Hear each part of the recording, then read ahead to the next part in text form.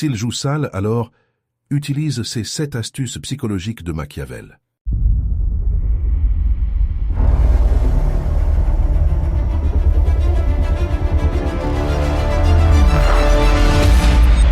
Dans un monde où la manipulation règne, ignorer les jeux de pouvoir peut te coûter cher.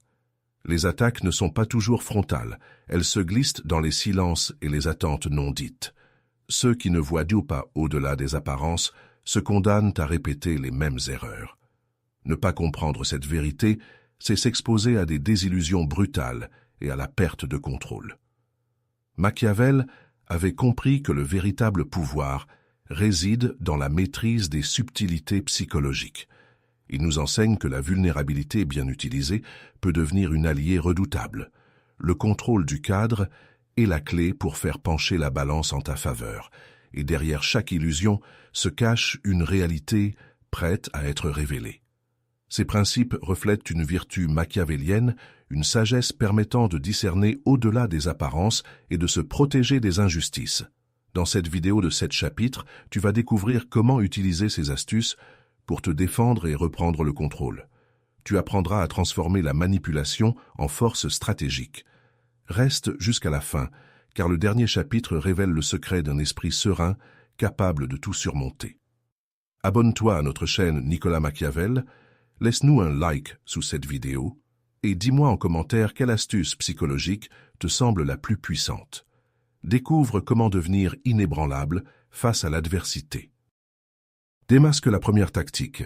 La vulnérabilité est ton allié caché, le tintement doux de l'ascenseur qui arrive. Tu entres, le dossier sous le bras, et ton concurrent t'attend déjà dans le hall vitré.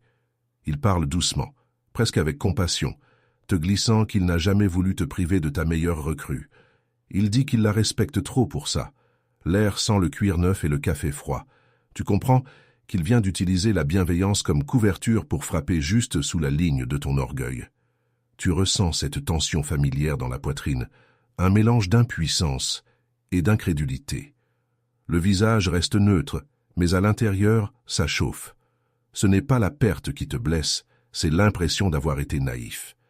En cherchant à montrer ton honnêteté, tu lui as offert une faille exploitable. La vulnérabilité peut être une arme redoutable. Utilise ta vulnérabilité apparente pour prendre l'ascendant. Voilà la mécanique réelle. Celui qui ose paraître faible désarme celui qui cherche à dominer.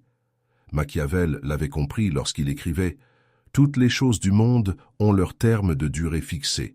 Mais pour en franchir tout le cours, il faut qu'elles conservent le corps dans l'ordre où il a reçu naissance. » Autrement dit, ne brise pas ton image en voulant tout protéger.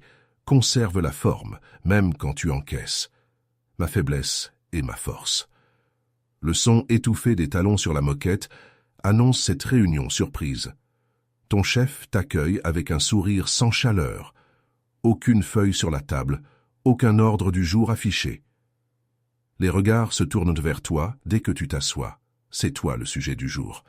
Il commence par des compliments sur ta loyauté avant de questionner ta capacité à coopérer. Derrière chaque phrase polie se cache une lame soigneusement dissimulée. Dans les deux situations, la faiblesse apparente est un outil. Le concurrent l'a utilisé pour te voler sans résistance. Ton chef l'utilise pour tester ton endurance morale. Dans les deux cas, celui qui semble tendre gagne du terrain pendant que tu t'expliques.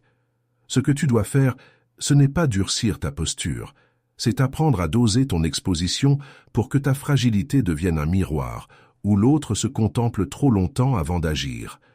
Quand la vulnérabilité devient une force, je garde mes faiblesses pour moi. Je transforme cette faiblesse en force. Ma vulnérabilité attire les confidences. Je suis plus rusé qu'il ne le croit. J'écoute attentivement avant d'agir. Ces phrases sont tes boucliers invisibles, chacune recentrant le pouvoir sur ton terrain sans bruit ni justification inutile. Le rapport de force a changé de main.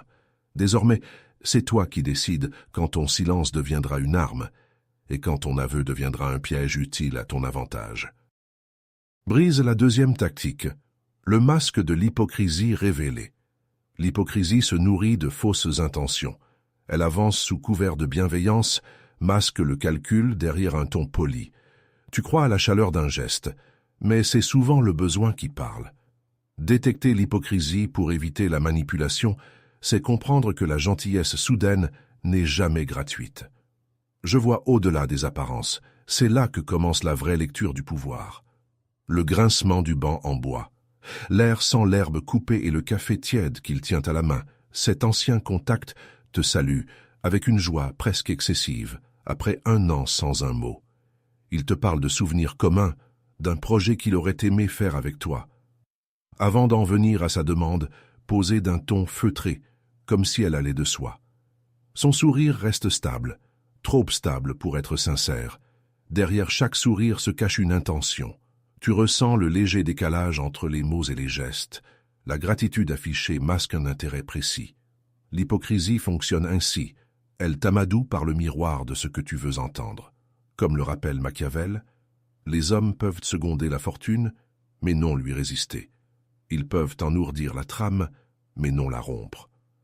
Celui qui feint l'amitié ne fait qu'ourdir sa trame en espérant que tu participes sans t'en rendre compte. La voix qui attaque avant ton halo. C'est ta mère cette fois, même inquiétude répétée, même ton chargé d'affection mêlé de reproches. Elle s'inquiète pour toi, dit-elle, mais chaque appel dissimule une attente implicite, que tu rassures, que tu cèdes sur quelque chose. Sous prétexte d'amour, elle contrôle le tempo du dialogue. Sous prétexte d'attention, elle teste ta disponibilité. Derrière chaque sourire se cache une intention. Qu'il s'agisse d'un collègue opportuniste ou d'un proche trop présent, le mécanisme est identique. Ils utilisent ta sensibilité comme levier d'accès à ton temps ou à tes ressources. Au lieu de répondre sur le même registre affectif, observe la structure du discours. Ce qui paraît être une inquiétude est souvent un moyen de maintenir ton attention captive. L'hypocrisie n'est pas toujours malveillance, c'est parfois simplement besoin déguisé en morale. Quand l'hypocrisie est démasquée, tout redevient clair et froidement lisible. Je vois clair dans son jeu. Je me méfie des intentions cachées. Je ne réponds pas à l'urgence apparente. Je garde mes distances avec les flatteries. Je protège mes intérêts d'abord. Ces phrases ne sont pas des défenses morales, mais des positions tactiques. Elles rétablissent ton cadre sans rompre inutilement le lien utile quand il existe encore un intérêt réciproque possible. Le rapport de force a changé de main. Tu n'es plus celui qu'on berce avec des mots doux, tu es celui qui lit dans leurs besoins avant qu'ils ne parlent encore. Renverse la 3e tactique. Silence, l'arme infaillible du stratège. Le murmure qui s'interrompt. Ton voisin de bureau baisse la voix dès que tu t'approches de son poste. Tu entends le froissement rapide d'un dossier refermé, l'écran qui se fige sur un mail que tu n'étais pas censé voir. L'air sent le café froid et la tension non dite. Tu t'arrêtes à côté, sans mots, juste assez longtemps pour que son silence devienne plus pesant que le tien. Mon silence est calculé. Ce moment suspendu laisse une trace dans ton corps, une contraction légère dans la nuque, un souffle retenu plus qu'une colère. Tu sens qu'en parlant, tu perdrais le terrain. Il te suffirait d'une phrase pour te justifier ou accuser, et c'est exactement ce qu'il attend. Le malaise change de camp dès que tu refuses de combler le vide. Le silence stratégique peut inverser les rapports de force. Il désoriente parce qu'il prive l'autre d'un appui émotionnel. Là où il espère une réaction, il rencontre un mur réfléchi. Comme le rappelle Machiavel, un prince doit savoir bien user de la bête et de l'homme. La bête attaque, l'homme calcule. Toi, tu retiens ton mot pour observer le mouvement adverse. Le silence bien utilisé est une arme redoutable. La vibration dans la nuit. Tu reçois un appel d'un numéro inconnu à 23 heures. Personne ne parle au bout du fil. Le souffle est là, presque imperceptible, puis rien. Ce mutisme volontaire cherche à troubler ton sommeil ou tester ta réaction. Tu raccroches sans commentaire. L'initiative t'appartient désormais. Dans le silence, l'information peut être une arme. Celui qui parle trop montre sa peur. Celui qui se tait oblige l'autre à se dévoiler par impatience. Au lieu de combler les vides par des hypothèses, tu notes ce qu'ils révèlent malgré eux, leur nervosité, leur délai de réponse, leurs hésitations à relancer. Quand le silence devient une tactique, je garde le silence pour observer. Mon silence est plus éloquent que des mots. Je laisse le silence les déstabiliser. Je n'ai pas besoin de parler. Mon silence est une réponse. Voilà le terrain repris. C'est toi qui fixes désormais le tempo et les limites du jeu verbal. Chaque mot retenu devient un choix calculé, chaque pause un levier invisible qui rétablit ton avantage immédiat sur eux. Maîtrise la 4e tactique, le contrôle du cadre, clé du pouvoir. Tu te souviens du bruit feutré de la télé dans la pièce d'à côté? Ton père t'appelle, la voix calme, presque neutre. Il veut que tu parles à ta sœur. Parce qu'elle t'écoute, toi. Tu sens le piège à plein nez. Tu n'es pas invité à résoudre, mais à endosser une position qui n'est pas la tienne. L'air est épais, l'odeur du café froid traîne sur la table. Ce soir-là, sans le savoir encore, tu perds déjà le cadre. Ce que tu ressens d'abord, c'est une tension au creux de l'estomac. Ce n'est pas de la colère, c'est cette sensation aiguë d'être déplacé sur l'échiquier sans avoir bougé. Tu crois agir pour calmer les choses, mais en réalité tu entres dans un rôle dicté par un autre. Et chaque mot que tu prononces confirme ce cadre qu'on t'a imposé. Celui qui contrôle le cadre contrôle l'issue. C'est une loi simple. Celui qui définit les termes de la discussion décide déjà de ce qu'elle peut produire. Comme le rappelle Machiavel, chacun voit ce que tu parais, peu sentent ce que tu es. Le pouvoir réel ne réside pas dans les arguments, mais dans le décor qu'ils occupent. Contrôler le cadre permet de maintenir le pouvoir sans avoir besoin de hausser la voix. Je contrôle le cadre. Le chuchotement rapide dans les bureaux vitrés te ramène à un autre jour. On t'annonce une réorganisation. Ton chef sourit trop longtemps avant de dire que c'est une promotion. Les murs sentent encore la peinture fraîche, des nouveaux noms sur les portes, et toi, tu comprends que cette avancée est en fait un déplacement hors du jeu central. Là encore, on redéfinit ton territoire avant même que tu aies pu parler. En maîtrisant le cadre, on garde l'avantage. Le piège est toujours le même. Croire que répondre suffit à exister dans l'échange. Au lieu d'accepter le décor tel qu'il t'est présenté, commence par questionner ses limites. Qui a décidé des règles? Pourquoi maintenant? Quand tu poses ces questions sans émotion apparente, c'est déjà toi qui modifies le terrain sous leurs pieds. Quand le cadre est sous contrôle, je choisis le moment stratégique. Je garde le contrôle de l'environnement. Je vois le cadre en entier. Je ne suis pas dupe du contexte. Je dirige la situation à mon avantage. Ces phrases ne sont pas des intentions, mais des positions mentales précises à adopter dès demain face au prochain dialogue piégé. Le rapport de force a changé de main. Tu ne joues plus dans leur décor. C'est eux désormais qui évoluent dans le tien. Transcende la 5e tactique. Perception et réalité, l'illusion dissipée. Le souffle du climatiseur sur la nuque. Ta collègue t'approche avec un sourire étudié, son dossier déjà ouvert devant toi. Elle t'explique qu'elle n'a confiance qu'en ton œil critique, tout en glissant qu'elle vise le même poste que toi. L'odeur du café froid traîne sur le bureau, mélange d'attente et de tension feutrée. Tu sens dans son ton cette fausse amitié qui masque une évaluation déguisée. Un poids discret te prend à la poitrine. Ce n'est pas une demande d'aide, c'est une manœuvre d'observation. Tu te surprends à chercher ses intentions réelles dans chaque mot. L'impression de servir d'échelle sans t'en rendre compte te heurte comme une gifle silencieuse. Une seule émotion domine. Le dégoût calme de t'être fait manipuler sous couvert de bienveillance. Distinguer l'apparence de la réalité est une arme puissante. Derrière chaque geste poli se cache parfois un calcul froid. Celui qui comprend cette asymétrie voit les masques tomber avant même qu'ils ne bougent. Comme le formule Machiavel, l'acte accuse, mais le résultat excuse. Il ne s'agit donc pas de juger l'intention, mais de mesurer le gain réel que l'autre cherche à tirer de toi. Le bourdonnement discret d'un téléphone qui vibre dans un tiroir. Cette fois, la scène se déroule en public. Quelqu'un te provoque devant d'autres pour te faire réagir à chaud. Le ton monte à peine, juste assez pour que tu passes pour impulsif si tu réponds trop vite. C'est le même piège, simplement exposé à la lumière du groupe. Pousser ta réaction pour inverser le rapport d'image. Les apparences te sont souvent trompeuses. Ce qui se joue ici n'est pas une attaque directe, mais un test d'endurance symbolique. L'autre cherche ton déséquilibre pour valider sa position dominante devant témoins.